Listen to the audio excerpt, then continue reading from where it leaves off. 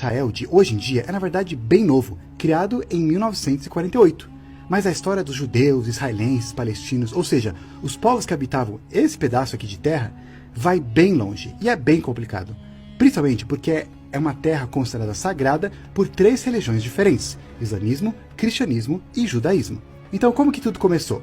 Bem, alguns falam que a Bíblia ou o Torá já são suficientes para poder explicar a origem do povo judeu, e o Alcorão para explicar a origem do povo árabe.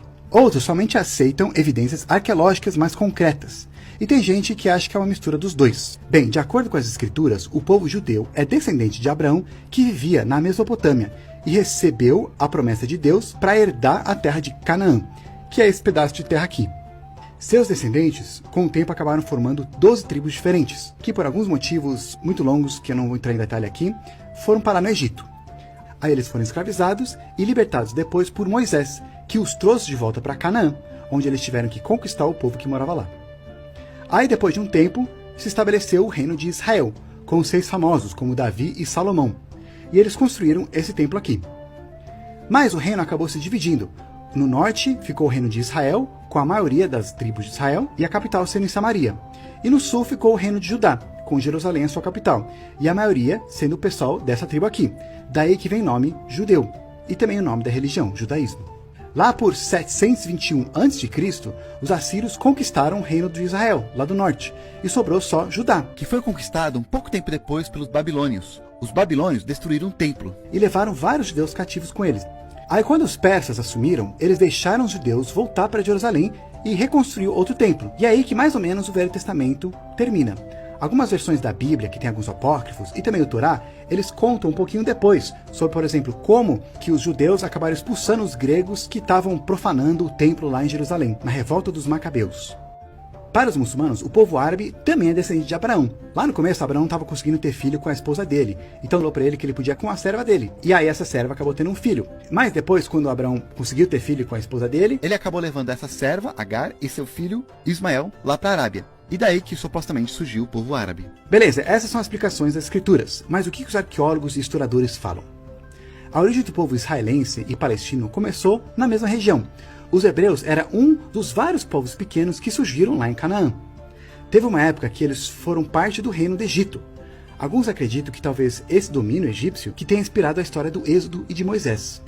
Aí, durante a Idade de Bronze, a Grécia, Egito e o Império Hitita eram as maiores civilizações da região, que brigavam por terra. Depois veio o período Homérico, que foi quando várias dessas civilizações entraram em colapso. Ninguém sabe o porquê direito. Com os chefões fora do jogo, várias dessas tribos e vilas menores aproveitaram o espaço deixado pelos grandes impérios, e aí eles se expandiram. 2 desses novos tribos se tornaram reinos, no norte virando o reino de Israel e no sul o reino de Judá. Para muitos historiadores, cada um desses reinos tinha suas próprias crenças e mitologias de origem, o norte sendo politeísta e o sul monoteísta.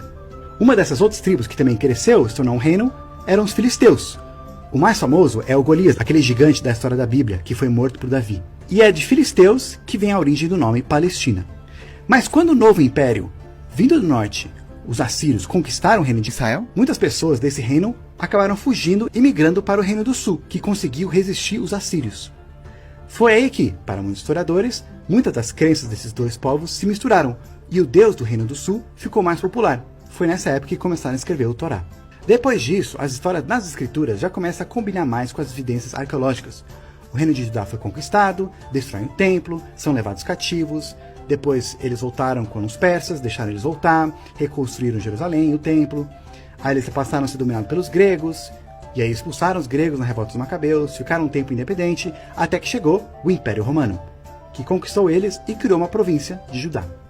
Aí é bem mais fácil a gente saber com mais exatidão o que aconteceu, porque os romanos, eles gostavam de escrever bastante.